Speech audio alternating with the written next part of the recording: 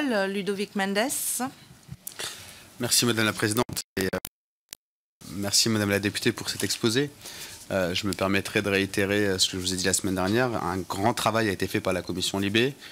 On ne peut que féliciter le travail que vous avez fait et cette majorité que vous avez pu obtenir au Parlement européen pour trouver une solution, apporter une réponse qui malheureusement aujourd'hui n'a pas encore été adoptée et n'est pas mise en place. Et comme j'ai déjà eu l'occasion de vous le dire récemment en tant que rapporteur de la mission d'information sur la réforme européenne du droit d'asile, je pense que la stabilité de l'Union européenne est menacée du fait de son impuissance à traiter la question des migrations.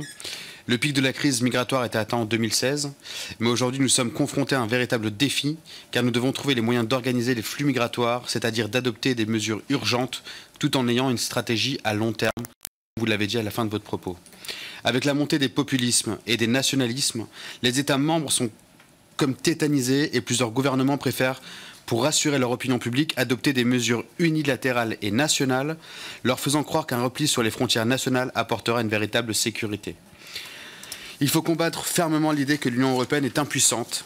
Certes, les pays européens n'ont pas tous la même culture face à l'accueil des populations étrangères et certains sont plus exposés que d'autres du fait de leur situation géographique, mais il est illusoire de penser que chaque État sera plus efficace tout seul face à des problèmes migratoires très complexes. Les populistes se plaisent à l'inaction de l'Union européenne et il me semble vital de montrer qu'au contraire, l'Europe ne part pas de zéro, qu'elle dispose par exemple d'une agence Frontex capable de devenir à terme une véritable police aux frontières ou qu'elle a réussi à négocier un compromis sur les 5 textes qui constituent le paquet asile. Et qu'il reste aujourd'hui à se mettre d'accord sur un mécanisme de solidarité permettant aux États membres en première ligne de ne pas supporter seuls le poids de l'introduction des demandes d'asile et de l'intégration des réfugiés. Il faut mesurer le chemin parcouru et ne pas se focaliser uniquement sur les points de divergence. Sur ces 7 textes en discussion, 5 ont fait l'objet d'un accord en trilogue. Les États de Visegrad rejettent actuellement tout mécanisme automatique de relocalisation des demandeurs d'asile. Pensez-vous qu'un mécanisme de solidarité qui pourrait prendre une forme uniquement pécuniaire et peut-être logistique pourrait être proposé? Pour éviter que l'ensemble du paquet asile soit bloqué, pensez-vous préférable que les États membres soucieux d'avancer pour une gestion commune des questions migratoires mettent en place une sorte de coopération renforcée, notamment pour les questions relatives à l'introduction des demandes d'asile traitées dans le projet de règlement Dublin 4? Et c'est ce qui est aujourd'hui proposé par Angela Merkel, par le président Macron et le Premier ministre espagnol. Est-ce qu'il faut demain, pour sortir de ce contexte européen et de cette marchandisation humanitaire politique, par la politique, faire en sorte que certains États membres, seuls, de leur côté, prennent des décisions et oublient une partie de l'Union européenne? Ludovic Mendes. Merci Madame la Présidente. Madame la députée, je me permets de reprendre rapidement la parole pour échanger à nouveau avec vous, parce que malgré tous les échanges que nous avons eus aujourd'hui ou la semaine dernière, j'ai l'impression qu'il manque encore quelque chose. J'aimerais votre avis. Est-ce qu'on va trouver une solution là, au sommet de cette semaine, ou pas? Je veux vraiment savoir ce que vous pensez sur le sujet. Et tout à l'heure, on parlait des pays étrangers, on parlait de la Tunisie, c'était le cas que vous avez eu. J'ai eu des échanges aussi avec d'autres personnes, mais j'ai surtout lu des articles qui venaient d'Algérie, qui disaient les voilà, ils arrivent chez nous, ils débarquent. J'ai vu des articles dernièrement qui refoulaient des désert algériens parce qu'ils n'en voulaient pas sur leur territoire non plus. On a la crise avec Trump, on en a d'autres en Asie. On a vu l'Australien au moins refuser des bateaux en Asie du Sud-Est. On a les mêmes cas aujourd'hui en Amérique du Sud avec des Vénézuéliens ou des Colombiens qui sont déplacés. Les Haïtiens de leur côté qui passent par la Guyane ou du moins le Brésil puis arrivent en Guyane. J'ai l'impression qu'aujourd'hui les étrangers sont devenus majoritairement le premier sujet politique pour faire peur à la population. Mais en Europe, je me demande si, vous en avez parlé tout à l'heure, il faut arrêter de parler de valeurs ou d'éthique, parce que l'Union européenne s'est construite sur des valeurs. Mais est-ce que nous n'aurions pas juste oublié de créer une identité européenne?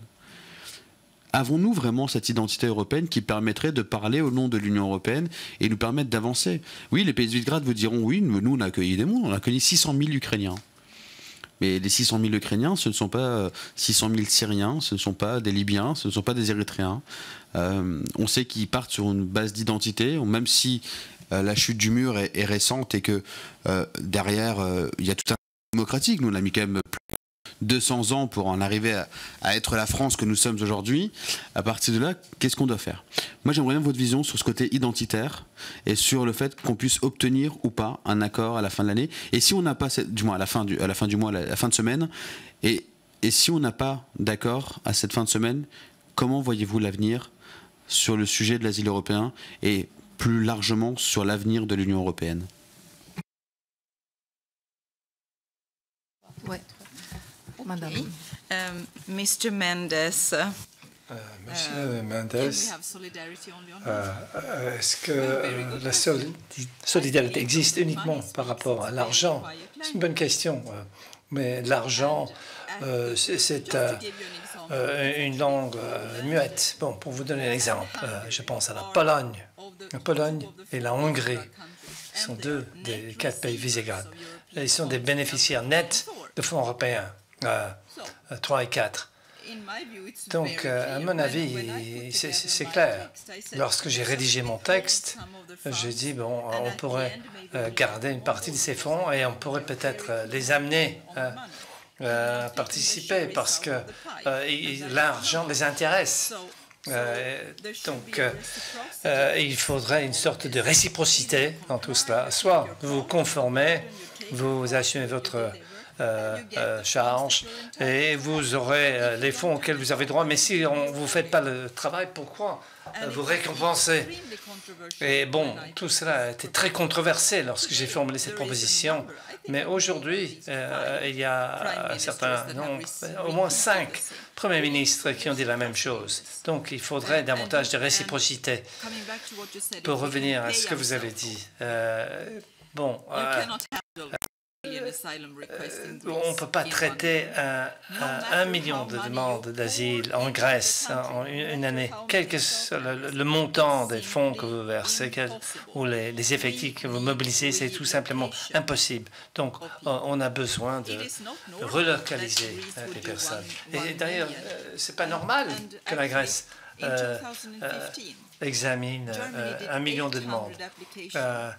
L'Allemagne, en 2013, a fait 800 000, la Suède, 163 000 évaluations. C'est beaucoup trop pour un petit pays. Si on avait appliqué ces règlements, la Suède aurait traité 40 000 demandes. Bon, ça aurait été gérable. On aurait pu assurer un processus d'intégration dans de bonnes conditions, mais on a besoin d'un dispositif de relocalisation. L'argent, bon, dans un hôtel, on règle la facture et on s'en va. Mais là, on ne peut pas régler ce problème uniquement par l'argent. Nous avons besoin d'agir. Madame Karamani, pour ce qui est des hotspots, bon, ils font un bon travail. Au début, ça n'a pas fonctionné. Et ceux qui sont contre la relocalisation le citent en exemple. Ils disent, bon, les gens n'ont pas été relocalisés à partir des hotspots. Mais c'est important, ça montre que nous avons besoin d'une législation européenne. C'était une mesure d'urgence. On était confronté à une urgence. On a adopté une nouvelle législation en 3 jours au Parlement et au Conseil. Et on a créé les hotspots. Mais au départ, il n'y avait personne, il n'y avait pas d'effectifs, il n'y avait pas de centres, il n'y avait pas de casernes, il n'y avait pas de lits, il n'y avait pas de personnel, il fallait les engager, il fallait recruter, il n'y avait pas de procédure. Maintenant, nous avons réussi à relocaliser, à donner de nouvelles chances à environ 33 000 personnes. Ça peut vous paraître peu, mais pour ces familles, c'est beaucoup. Donc les hotspots sont une bonne chose, mais lorsque ils restent là, ça devient un peu comme l'île de Lesbos, où je me suis rendu. C'est catastrophique. Bon, ça dure trop longtemps, les gens sont désespérés, il y a des conflits, une sorte de montée d'angoisse, ils ne voient pas de perspective d'avenir. Donc nous avons besoin d'effectifs, de personnel européen pour travailler dans ces hotspots. C'était le cas lorsque nous avons créé ces hotspots, ces centres au début, mais nous avons aussi besoin d'agences européennes qui soient fortes, d'agences véritablement européennes qui sont en mesure de faire le travail. Et ce que je voudrais vous dire, en même temps, nous avons mis en place Frontex. Maintenant, c'est les gardes frontières, les gardes côtes.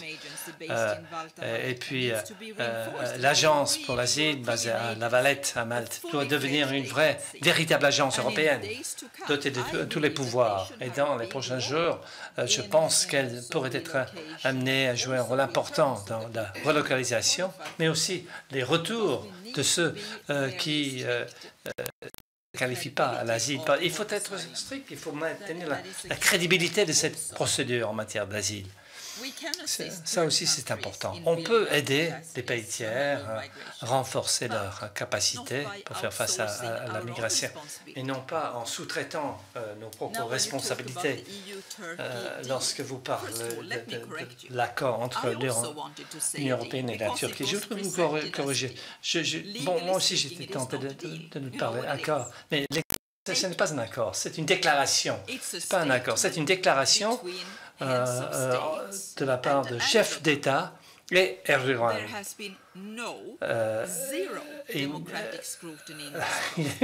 Aucun examen démocratique de ce processus, ni par les parlements nationaux ou le Parlement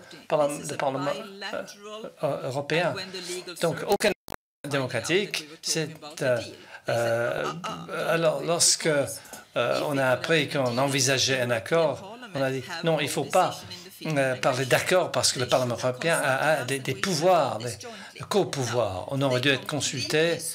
Donc, ils ont contourné et ils ont conclu cet accord avec Erdogan. Bon, c'était le deuxième exemple d'une mesure d'urgence.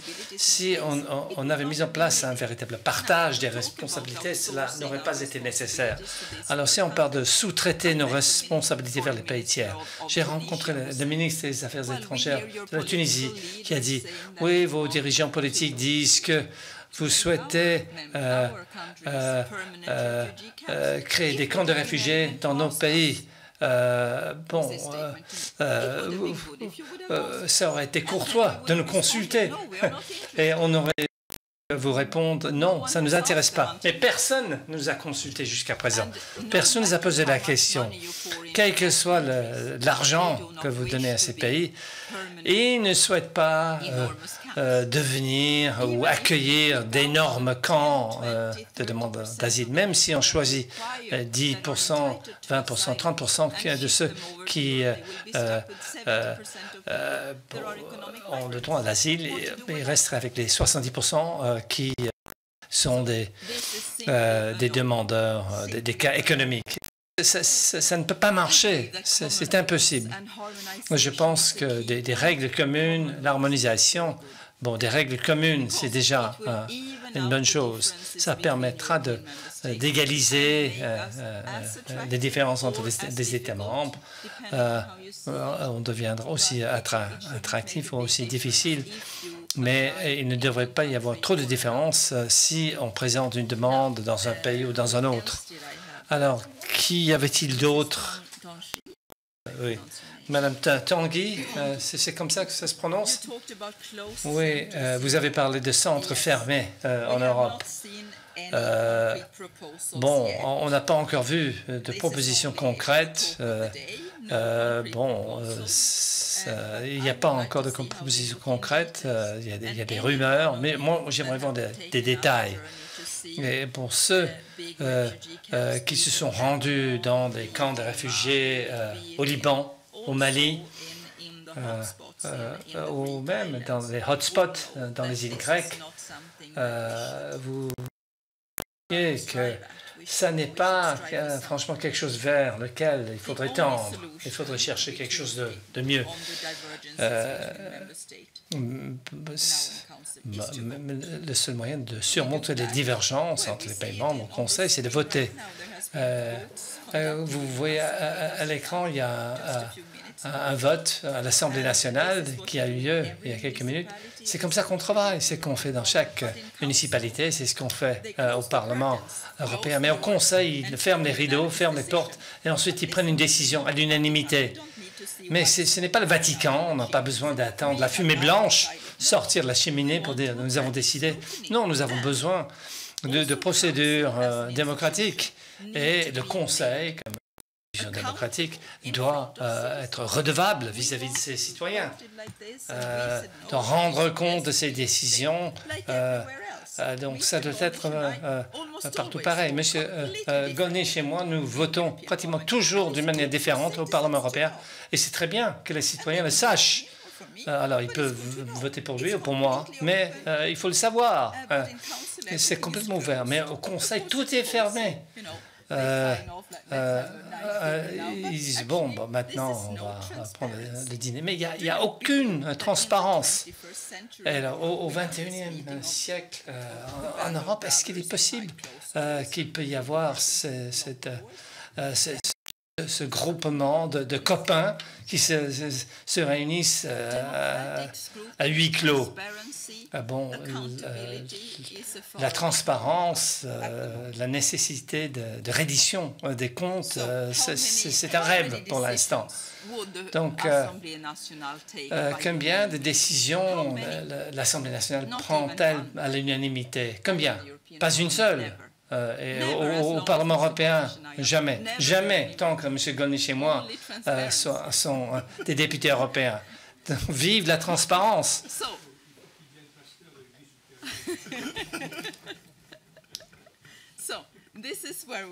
Donc voilà où nous en sommes. Je pense que j'ai répondu à toutes les questions.